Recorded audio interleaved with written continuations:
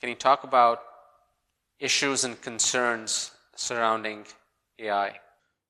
So I would say the number one key challenge is privacy. It's been a challenge getting through to patients, to care providers, to hospital administrators that their information is safe.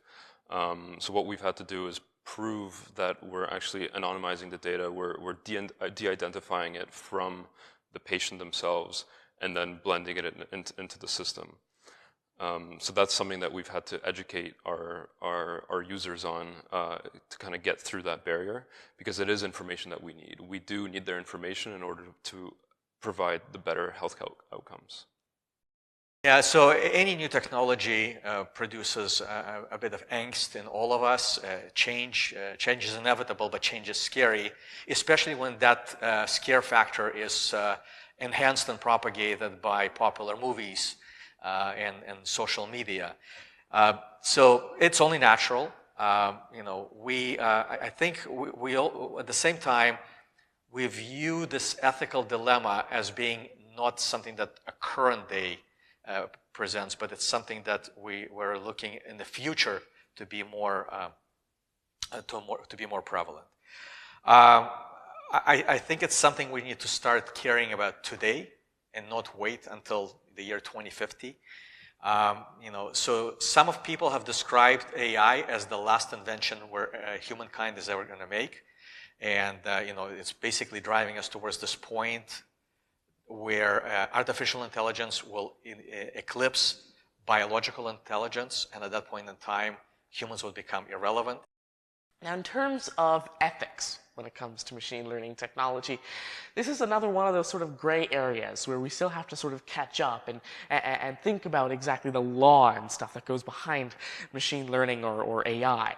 And we have to do this with a fundamental assumption that machine learning technology is not human. It's just another computer. Like, for example, I have an application called Make Your Own Mozart that enables you to generate your own pieces of music based off of the style of music from Mozart, Beethoven, their piano sonatas. Now, the thing is, people ask me, well, who would own the IP of the music generated by this neural network? And the thing is, it's a very difficult question to answer. But if you really think about it, it's actually pretty simple at its core. Now, the machine learning algorithm is just another algorithm. So when it generates a piece of music, for example, whoever owns the algorithm, whoever owns the rights to use the algorithm, is the one that owns the piece of music it generated. So, for example, let's just say I was a programmer and I programmed this for company XYZ, and now XYZ has the rights to use this application. It's their music once they generate it with a neural network. So there are many different concerns to work through here. This was just one of them. As humans, we've always had, we have a history of creating technology that can be destructive to our human race. In July 16th, 1945, in the New Mexico desert, we've exploded a nuclear device.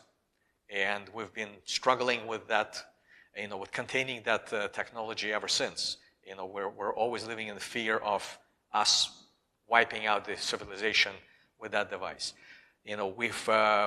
As humans, we've made an imprint on our planet and our environment. We have a first-hand in deforestation. We've dried up the entire seas. These are all things that have consequences that can be fundamentally destructive and terminating our society as we know it. We're now looking for plan B of relocating the human civilization to Mars. So artificial intelligence is no different. Artificial intelligence can be used for nefarious reasons and can possibly be our last great invention, or it can be one of our greatest inventions. It's how we apply it. It's not like when you see in the movies AI is going to be some big, fearsome monster that takes us over. It's just a tool, and it's how we use it.